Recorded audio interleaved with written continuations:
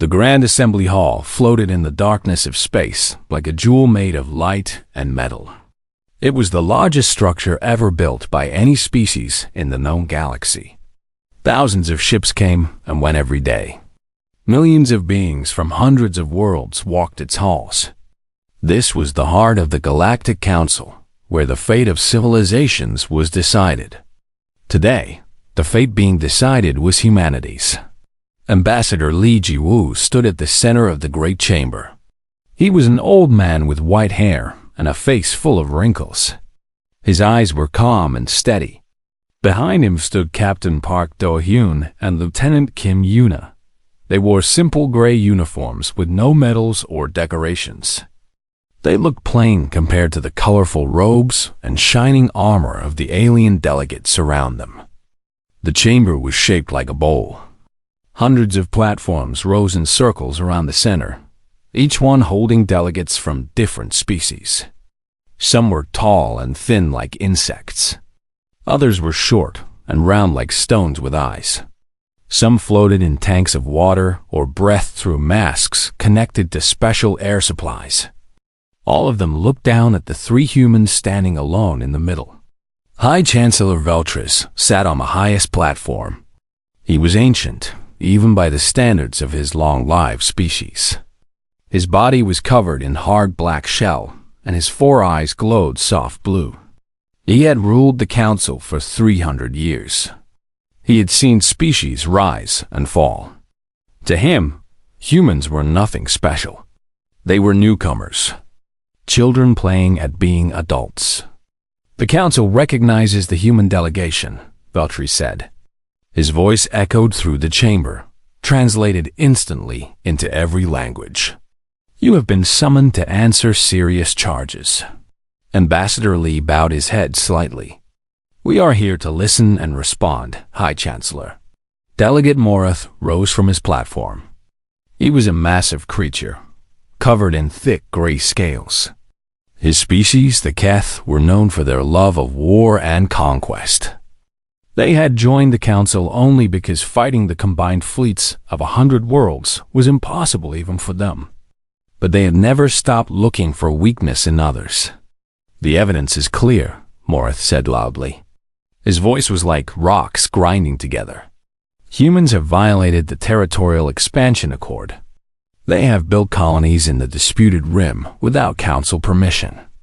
This is an act of aggression against the Keth Dominion. Li Jiwu did not react to the accusation. He simply waited. The proof has been examined by Council Intelligence, Morath continued. He waved one massive arm, and holographic images appeared in the air. They showed human ships, human buildings on alien worlds, human soldiers with weapons. These images were taken by Keth observation posts. Humans are preparing for war. Captain Do-hyun leaned close to Ambassador Li. Those images are fake, he whispered. I recognize the ship designs. They're from old entertainment videos. Someone edited them. Li nodded slightly but said nothing. High Chancellor Veltris raised one thin arm. The council has examined the evidence. We find it convincing. High Chancellor, Li Jiwu spoke clearly. We request time to present our own evidence. These images are not real. They have been created to frame humanity for crimes we did not commit. A ripple of laughter moved through the chamber. Several delegates made sounds of amusement. The idea that humans could question evidence accepted by the Great Council was funny to them. Morath's eyes narrowed with pleasure. The primitive species thinks it can lie to us. How amusing. Silence, Veltris commanded. The laughter stopped. He looked down at Li Jiwu with something that might have been pity. Ambassador, the matter is already decided. The council does not have time for human games. Your species has been a member of this body for only 47 years. You do not understand how things work here. Then help us understand, Li Jiwu said. His voice remained calm. Very well. Veltris straightened on his throne. The council will now vote on resolution. 7,749. Sanctions against the human species for violation of the Territorial Expansion Accord. All in favor? Platforms lit up across the chamber. Green lights appeared one after another. Every single delegate voted in favor. Every species in the council agreed that humanity was guilty. The vote is unanimous, Veltries announced. Humanity is hereby stripped of colony rights in the disputed rim. Furthermore, the Council authorizes corrective military action to remove illegal human settlements. The Keth Dominion will lead this action with support from Council peacekeeping forces. Lieutenant Kim Yuna's hands formed fists at her sides. Her face showed nothing, but her eyes burned with cold fire. Morith laughed openly now. Finally, we will teach these animals their place in the galaxy. Ambassador Li Jiwu stood very still. He looked up at the hundreds of faces staring down at him. Some showed satisfaction. Some showed boredom. A few showed something like regret. But none of them had spoken in humanity's defense. Not one? Slowly, Li Jiwu reached up and removed the translation badge from his collar. It was a small silver device that allowed him to understand and be understood by all species.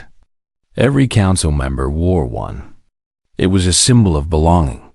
He placed it gently on the floor. Captain Doheen removed his badge and did the same. Then Lieutenant Yuna. The three humans turned and walked toward the exit. Their footsteps echoed in the sudden silence. They did not look back. They did not speak. They simply walked away. Morith's laughter filled the chamber. Look at them, running away like frightened animals. This is the species that thought it could stand among us? Other delegates joined the laughter. The sound bounced off the walls and ceiling. The great doors opened. The three humans walked through. The doors closed behind them. Councillor Yeleth, a slender being with silver skin and large dark eyes, watched the closed doors. She was old enough to remember other species who had walked out of this chamber. She remembered what happened next. High Chancellor, she said softly. Perhaps we should reconsider. Veltries waved one arm dismissively. There is nothing to reconsider. Humans are primitive. They have no real fleet, no real weapons. This will be over quickly. Yeleth said nothing more, but she noticed something that no one else seemed to see, something that made her blood run cold. The humans had not looked afraid. They had not looked angry. They had looked like people who knew exactly what was about to happen, and they had smiled. The human flagship Eternal Soul hung motionless in the darkness between stars. It was a large ship, but nothing compared to the massive warships of the Keth Dominion or the elegant cruisers of the Sereni Collective. To alien eyes, it looked plain and functional, almost ugly. That was exactly what it was designed to look like. Ambassador Li Jiwu walked through the corridors of the ship. Crew members nodded respectfully as he passed. No one asked questions. No one needed to. The news had already spread through every human ship, every human colony, every human settlement in the galaxy. The Council had betrayed them. War was coming. Li Jiwu entered the communication room.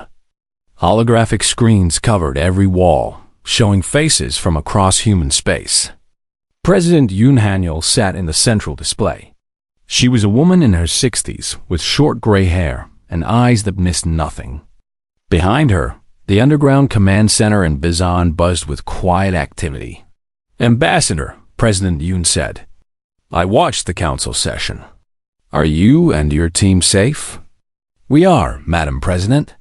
Li Jiwu sat down heavily. The weight of the day pressed on his old shoulders. They didn't even pretend to be fair. The evidence was obviously fake, but they didn't care. They wanted an excuse, and the Keth gave them one. Admiral Cho Sung-gi appeared on another screen. She was aboard her command ship, the Autumn Wind, somewhere in the outer territories. Her face was calm, but her eyes were sharp like a hawk watching prey. "How long until the Keth fleet moves?" she asked. Director Beek Jinho answered from his screen. He ran the Human Intelligence Network, the organization that watched and listened across the galaxy. His people were everywhere, hidden in plain sight. "They're already mobilizing," Beek said. "Our sources inside Keth space report their main battle fleet will launch within 3 days. They're heading for the disputed rim. They expect to find defenseless colonies." President Yoon leaned forward. "What are our actual assets in that region?" Admiral Cho allowed herself a small smile. "More than they imagine. Much more. For 47 years, humanity had played a careful game. They showed the galaxy old ships and simple weapons. They acted humble and grateful for their place in the council. They asked for nothing and demanded nothing. They let every other species believe that humans were primitive newcomers who posed no threat. It was all a lie. While the galaxy watched humanity's visible fleet, the real work happened in secret. Hidden shipyards in asteroid fields, research stations buried in ice moons, weapons laboratories on planets that didn't appear on any map. Humanity had learned long ago that the universe was not kind to the weak. So they had prepared. For decades, they had prepared. "Protocol Yunha is ready," Admiral Cho said. "On your order, Madam President, we can have full deployment within 48 hours. President Yoon was quiet for a moment. She looked at each face on the screens. These were the people who would guide humanity through the coming storm. She trusted them completely. "Before we begin," she said slowly, "I want to be clear about what we are doing. We are not starting a war of conquest. We are not seeking revenge. We are defending our people and our right to exist. When this is over, we will offer peace. Understood?" Every head nodded. Double quotes good. President Yoon straightened in her chair. "Director Beek, begin withdrawal of all human personnel from Council-accessible systems. Quietly. No announcements. I don't want anyone to notice until it's too late." Beek nodded. "Already in progress, Madam President. We've been preparing for this possibility for years. Our people know what to do." Across the galaxy, humans began to disappear. The trader who sold exotic foods on the Keth homeworld closed his shop and left. The researcher working at a Sireni university packed her things and took a shuttle to the outer rim. The diplomat's assistant, the ship mechanic, the language teacher, the bartender in the station cantina, one by one, they slipped away. They left behind no clues, no messages, no threats, just empty rooms and silence. Admiral Cho, President Yoon continued, "Position our hidden fleets. I want full coverage of every human colony. When the Keth arrive, I want them to find something unexpected." "With pleasure, Madam President." Admiral Cho's eyes gleamed. "Our sleeper fleets have been waiting for this moment. 20 years of patience is about to pay off." The Admiral turned to her crew and began giving orders. Ships that had been hiding for decades powered up their engines. Technology that the galaxy had never seen came online. Weapons that existed only in human nightmares became real. Ambassador Li Jiwu watched all of this with mixed feelings. He was old. He remembered when humanity first reached the stars. He remembered the hope they had felt when they discovered other intelligent life. He remembered believing that the galaxy could be a place of friendship and cooperation. That dream was dead now. "Ambassador," President Yoon said gently, "you did everything right. This is not your failure. The Council chose this path, not us." Lee nodded slowly. "I know, but I can't help wondering if there was something more I could have said. Some way to reach them." "There wasn't," Director Beek said firmly. "I've studied the other species for 30 years. They see kindness as weakness. They see patience as stupidity. The only language they truly understand is strength. Then, we will speak to them in that language, President Yoon said. And when they finally listen, we will offer them a better way. Admiral Cho appeared on screen again. Madam President, our fleets are moving into position. The disputed Rim colonies are being reinforced. Commander Oh Tai-woo is preparing the defense of New Jianzhou. Tell him to be ready, the president said. The Keth will strike there first. It's our largest colony in the region. He's ready, Admiral Cho assured her. They all are. Every human who can hold a weapon is standing ready. Every ship that can fly is in position. When the Keth come, they will learn the truth about humanity. The meeting ended. Screens went dark. Ambassador Lee Ji-woo remained sitting in the quiet room. Captain Do-yoon entered and stood beside him. Sir, is there anything you need? Lee Ji-woo looked up at the young captain. Do you know what frightens me most, Do-yoon? No, sir. It's not the coming battle. It's not the possibility of losing. It's how easy this is for us. The old man's voice was soft. We spent centuries fighting each other on Earth. War is in our blood. We're terrifyingly good at it. And now the galaxy has given us permission to stop pretending. Captain Do-yoon had no answer for that dot outside the ship in the vast darkness of space. Humanity's hidden fleet began to move. Silent, deadly, patient. The galaxy had made its choice. Now it would face the consequences. New Jianzhou was a beautiful world.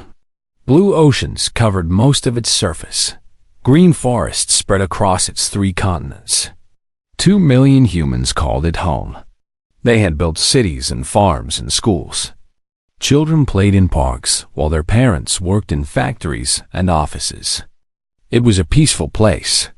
It was also directly in the path of the Keth invasion fleet. Warlord Kethvoron stood on the bridge of his flagship, the Crusher of Worlds. He was enormous, even by Keth standards. His gray scales were thick and covered with scars from countless battles. His eyes glowed red with anticipation. This would be an easy victory. Status report, he growled. His second-in-command checked the displays. We have 47 capital ships, 200 support vessels, and 30,000 ground troops. The human colony has 1 orbital station and approximately 50 small defense ships. They pose no threat. Kethvoron made a sound of satisfaction. The council said humans were primitive, but I didn't realize they were this weak. This will hardly be worth my time. The fleet dropped out of faster-than-light travel at the edge of the new Jianzhou system. Stars appeared on the view screens. The planet hung in the distance like a blue and green jewel. The Keth ships began moving toward it in perfect formation. Commander Oh Tai-woo watched them from the orbital station.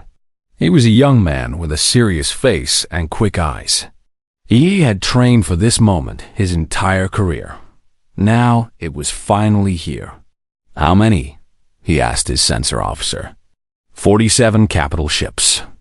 200 support vessels. They're coming in standard Keth attack formation. Tai-woo nodded. Standard formation. Predictable. Perfect. Are our ships ready? All units report ready, sir. Waiting for your signal.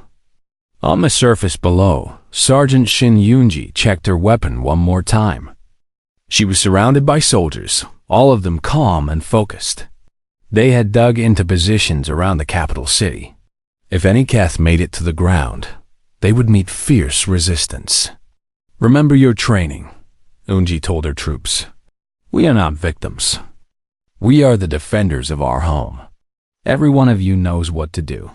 Trust yourselves. Trust each other. The soldiers nodded grimly. They were ready. In orbit, the Keth fleet approached. Warlord Kethvoron smiled as his ships came within weapons range. The small human defense vessels scattered before him like insects running from a fire. Pathetic, he said. Begin the attack. Destroy their orbital station first. Then we land troops and take the planet. Yes, Warlord. The Keth ships powered up their weapons. Missiles loaded into launch tubes. energy cannons charged with deadly power. In moments, the human station would be nothing but burning debris, and then the sky changed. Space itself seemed to ripple and twist. Strange lights flickered across the darkness. The Keth sensor officers stared at their displays in confusion. "Warlord, we're detecting something, many somethings. They're appearing all around us." Kethvoron leaned forward. "What?" "Show me." The view screen updated, and the warlord felt his blood turn cold. Ships were appearing from nowhere. Human ships, not 50, not 100, hundreds of them. They emerged from some kind of hiding technology that the Keth had never seen before. One moment there was empty space. The next moment there was a warship pointing its weapons directly at them. The human ships were different from anything in Council records. They were sleek and angular, covered in strange dark material that seemed to absorb light. Their weapons arrays were massive, far beyond what primitive humans should possess. Commander Otai Wu's voice echoed across all frequencies. Every Keth ship heard his words translated into their language. "You were warned. You didn't listen." The human fleet opened fire. The battle was chaos. Kethvoron had never seen weapons like these. Human missiles tracked Keth ships with impossible accuracy, changing direction mid-flight to follow targets that tried to escape. Human energy beams cut through Keth shields like they weren't even there. Keth ships that had survived 100 battles exploded in seconds. "Return fire! Return fire!" Kethvoron screamed. His ships tried. Keth weapons were powerful. They had conquered dozens of worlds. But their shots seemed to miss the human vessels, passing through empty space where ships had been a heartbeat before. The humans moved with perfect coordination, each ship knowing exactly where to be and when to fire. It was not a battle. It was a slaughter. Within 20 minutes, half of the Keth fleet was destroyed or disabled. The survivors tried to retreat, but human ships blocked their escape routes. There was nowhere to run. On the planet's surface, a few Keth landing ships managed to reach the ground. They opened their doors, and Keth warriors poured out, expecting to terrify primitive colonists. They found Sergeant Shin Yunji waiting for them. "Open fire," she said calmly. Human weapons roared. The Keth warriors were strong and tough, but they were fighting an enemy who knew exactly where they would land, exactly how they would attack, and exactly how to stop them. Every human soldier moved like they could see the future. Every shot found its target. The Keth ground assault lasted less than an hour. The survivors surrendered, shocked and broken. In orbit, Warlord Kethfor watched his mighty fleet die around him. Escape was impossible. His flagship was surrounded by human vessels, all of them pointing weapons at his bridge. "Warlord," his second-in-command said quietly, "they're demanding our surrender." Kethvoron had never surrendered in his life. The very idea was disgusting to him. But as he looked at the destruction around him, as he counted the ships he had lost, he knew there was no other choice. "Tell him we yield," he said. The words tasted like poison. An hour later, Kethvoron stood in chains aboard the human orbital station. Commander Otai Wu stood before him, calm and unreadable. "How?" Kethvoron demanded. His voice was rough with shame and confusion. "Your species is primitive, weak. Everyone knows this. How did you do this?" Commander O crouched down to meet the warlord's eyes. His voice was soft, almost gentle. "We let you believe that. For 47 years, we let the entire galaxy believe that. Every weak ship you saw, every primitive weapon you recorded, every humble diplomat you laughed at, it was all an act, a mask. We showed you what you wanted to see because we knew this day would come." Kethvoron stared at him with new understanding dawning in his eyes. And with it came fear. Real fear. Perhaps for the first time in his life. "What are you?" he whispered. Commander O stood up. We are human, and now the galaxy knows what that means. Outside, the human fleet held position around New Jeonju. 2 million civilians were safe. The colony was untouched. And the message had been sent. Humanity was done hiding. The Grand Assembly Hall was silent. This was not the comfortable silence of bored delegates waiting for routine business. This was the terrible silence of fear. High Chancellor Veltris sat on his throne, his 4 blue eyes fixed on a holographic display before him. It showed the wreckage of the Keth invasion fleet. Twisted metal floated in the void around New Jeonju. 47 capital ships reduced to debris. 200 support vessels scattered and broken. 30,000 Keth warriors, the pride of the Dominion, killed, wounded, or captured. All of this had happened in less than 2 hours. Intelligence Chief Morvax stood at the center of the chamber, where Ambassador Li Jiwu had stood just days before. Morvax was a small creature with too many eyes and nervous, twitching limbs. He was terrified, and it showed. "The battle recordings are authentic," he said. His voice trembled slightly. "We have verified them through multiple sources. The Keth fleet was completely destroyed by human forces." A ripple of whispers moved through the assembly. Delegates looked at each other with wide eyes. Delegate Morath was not in his usual place. He was hiding somewhere on his homeworld, refusing to answer communications. The species that had pushed for war against humanity was now pretending it had nothing to do with what happened. Counselor Yeleth, the silver-skinned being who had watched the humans leave in silence, spoke from her platform. "How is this possible? All our intelligence said humans were technologically inferior. Our best analysts classified them as a minimal threat." Morvax's limbs twitched faster. "We were deceived. Completely deceived. The humans have been lying to us since the day they joined the council." He waved one limb, and new images appeared in the air. These showed human ships from council records, clumsy, slow, poorly armed. Then the display changed to show the ships that had appeared at New Jeonju, sleek, fast, deadly. "The ships they showed us were props," Morvax explained. "Designed to look weak. Their real fleet was hidden using technology we cannot even understand." Our scientists analyzed the battle data. Human ships can apparently bend light around themselves, becoming invisible to all known sensors. "We have nothing like this. No species in the council has anything like this." More whispers. More fear. "There's more," Morvax continued reluctantly. "Over the past 7 days, every human in council space has vanished. Traders, diplomats, researchers, workers, all gone. They left no trace. No warnings. They simply disappeared." High Chancellor Veltris leaned forward. "How many humans were living in council space?" Morvax consulted his datapad. His voice was barely audible. "Approximately 300,000.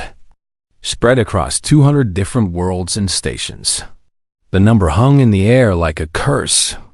300,000 humans had been living among them, watching, learning, reporting everything they saw back to their hidden masters. For 47 years, humanity had been studying the galaxy from the inside. "We had spies in our midst," Veltris said slowly. "All this time. It appears so, High Chancellor." Another delegate spoke up, a being made of living crystal, its voice like chimes in wind. "What do we know about their actual military strength? Their real capabilities?" "Almost nothing," Morvax admitted. "Everything we thought we knew was a lie. We don't know how many ships they have. We don't know what weapons they possess. We don't know what else they've been hiding." The fear in the chamber grew thicker. These were species that had ruled the galaxy for thousands of years. They had conquered worlds and crushed rebellions. They had never felt vulnerable before. Now they looked at each other and saw their own terror reflected back. Counselor Yeleth spoke again. "We need to understand something. Why did they hide? If humans had this power all along, Why pretend to be weak? The questions silenced the whispers. Everyone wanted to know the answer. An old delegate from a species known for wisdom spoke slowly from the back of the chamber. Because they were afraid of us. Not of our strength, of our reaction. They knew that if we saw them as a threat, we would unite against them before they were ready. So they hid. They watched. They waited. They let us feel superior while they built their true power in secret. And now? Veltries asked. Now they are ready. And they no longer need to hide. A young aide rushed into the chamber and whispered something to Morvax. The intelligence chief's many eyes went wide. He turned back to the assembly. High Chancellor. A human ship has just appeared at the border of council space. The silence became absolute. One ship? Veltries asked. One ship. It is holding position. It has made no aggressive moves. It is broadcasting no messages. It is simply there, waiting. Veltries looked around the chamber at the frightened faces of the galaxy's most powerful beings. A week ago, they had laughed at humans. They had voted unanimously to attack human colonies. They had felt so confident in their superiority. Now a single human ship sat at their border, and no one knew what to do. What do they want? Someone asked. We don't know, Morvax replied. They haven't said anything. They're just watching. Counselor Yelleth closed her large dark eyes for a moment. When she opened them, her voice was heavy with regret. They're doing exactly what we did to them. They're making us wait, making us wonder, making us afraid. She paused. Perhaps we should have listened when they asked to present their defense. Perhaps we should have questioned the evidence against them. Perhaps we should not have laughed when they walked away. High Chancellor Veltris wanted to argue, but he couldn't. The silver-skinned counselor was right. They had treated humans with contempt. They had denied them justice. They had authorized an invasion based on fake evidence, and now they were paying the price. What do we do? Asked the crystal being Dot. No one had an answer. The human ship remained at the border, silent and still. It didn't attack. It didn't threaten. It just waited. Dot. And somehow, that was worse than any attack could have been, because everyone in the Grand Assembly Hall understood the message. Humanity could destroy them whenever it wanted. The fact that they chose to wait instead was not mercy. Dot. It was a demonstration. Dot. Look at us. We have all the power now. We could end you with a thought, but we choose to wait. We choose to let you feel what we felt when you laughed at us, ignored us, threatened our children. Now you understand. Now you fear. Dot. And now, perhaps, you are ready to listen. 7 days passed. 7 days of silence from humanity. 7 days of growing fear throughout the galaxy. Trade routes shut down. Diplomatic channels went quiet. Entire worlds held their breath, waiting for the blow that never came. On the 8th day, Ambassador Li Jiwu returned to the Grand Assembly Hall. He came alone. His small transport ship crossed through council space without escort. Any delegate could have ordered it destroyed. None did. They were too afraid of what might happen next. Li Jiwu walked through the corridors of the great station one more time. The beings he passed looked at him differently now. A week ago, they had ignored him or looked down at him with contempt. Now they moved out of his way. They avoided his eyes. Some of them trembled. The old ambassador felt no pleasure in this, only sadness. The doors of the Grand Assembly Hall opened before him. He walked to the center of the chamber, to the same spot where he had stood when they condemned his people. The platforms were full. Every species had sent representatives. They all wanted to hear what humanity would say. High Chancellor Veltris sat on his throne, looking older than before.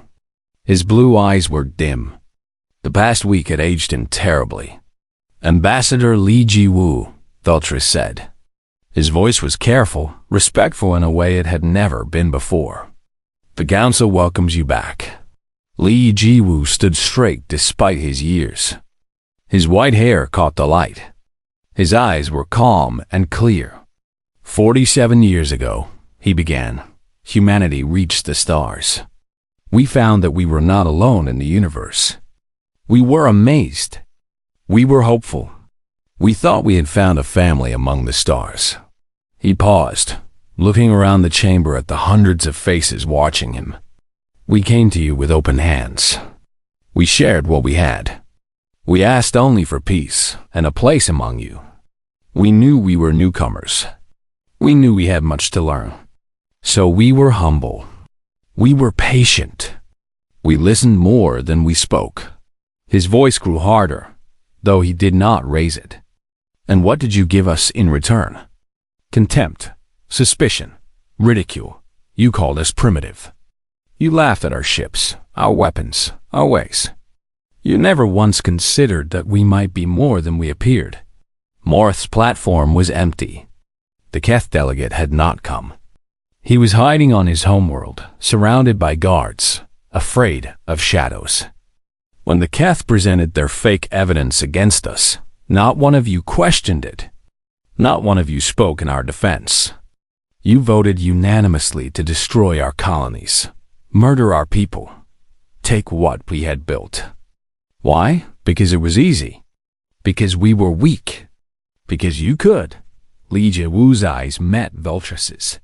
You were wrong about us. We are not weak. We never were. We hid our strength because we knew how you would react to it. We knew you would fear us, attack us, try to destroy us before we could become a threat. So we waited. We prepared. We truly hoped that we would never need to reveal what we had built. He shook his head slowly. You gave us no choice. You forced us to show you what humanity really is. And now, you know. The silence in the chamber was heavy. No one moved. No one breathed. We are not conquerors, Li Jiwu continued. We did not build our power to rule the galaxy or destroy other species. We built it to survive, to protect our children, to ensure that no one could ever do to us what you tried to do. He took a deep breath. So here is what will happen now. The Council will officially recognize humanity's right to all territories we currently occupy, including the disputed Rim. The Keth Dominion will pay reparations to the families affected by their attack. And the Council will broadcast a formal apology to all species in the galaxy, admitting that the charges against humanity were false and the attack on our colonies was unjust. Murmurs rippled through the assembly. These were hard terms, humiliating terms. But Li Jiwu was not finished. In exchange, humanity offers peace. Real peace. We will share our technology with species who treat us fairly. We will open trade routes and diplomatic channels. We will work with the Council to build a galaxy where strength is not the only measure of worth, where newcomers are welcomed instead of exploited. He looked up at the High Chancellor. You have 1 hour to decide. After that, I leave. And if I leave without an agreement, he didn't finish the sentence. He didn't need to. High Chancellor Veltrus looked around the chamber. He saw fear, shame, and reluctant acceptance. The galaxy's proud rulers had been humbled by a species they had dismissed as animals. We will vote, Veltrus said. The vote was fast. Every light turned green. Unanimous, just like before, but this time they were voting for humanity, not against it. The Council accepts humanity's terms, Veltrus announced. His voice was heavy with defeat. Li Jiwu bowed his head slightly. Thank you, High Chancellor. I hope this is the beginning of a new relationship between our peoples. One built on respect instead of fear. He turned and walked toward the exit. The doors opened before him. On the other side, Captain Park Do-hyun and Lieutenant Kim Yuna were waiting. They fell into step beside him as he left the chamber. The doors closed behind them. Is it over? Yuna asked quietly. Li Yiwu considered the question as they walked through the station. Outside the windows, stars shone in the eternal darkness. Somewhere out there, human children were playing on human worlds, safe because of what had happened here. For now, he replied. They'll respect us now because they fear us. Maybe someday, they'll respect us because they understand us. But that will take time. Generations, perhaps. Dahyun looked back at the closed doors. Will they try again? When they think we've gotten weak. Probably. Li Jiwoo smiled sadly. That's the nature of power. Someone always wants to test it. He shook his head. But they'll remember this. Every time they see a human smile, they'll wonder what we're hiding behind it. Every time they think about attacking us, they'll remember what happened to the Keth. They reached their transport ship. The door opened, revealing the simple interior. Li Jiwoo paused at the threshold. You know what the hardest part is? He asked. What, sir? We won. We protected our people. We earned our place in the galaxy. The old man's eyes were distant. But we had to become exactly what they feared to do it. We had to prove that humans are capable of terrible things when pushed too far. He stepped into the ship. I suppose that's the truth they couldn't handle. We aren't primitive or advanced. We aren't weak or strong. We're just human. And being human means being capable of anything kindness or cruelty, mercy or violence, patience or rage. They wanted to see us as simple, as predictable, as easy to understand. The door began to close. Now they know better. The transport lifted off and moved away from the station. Inside, the three humans sat in comfortable silence. They didn't need words. They had been through too much together for words. Behind them, the Grand Assembly Hall grew smaller and smaller until it was just another point of light among the stars.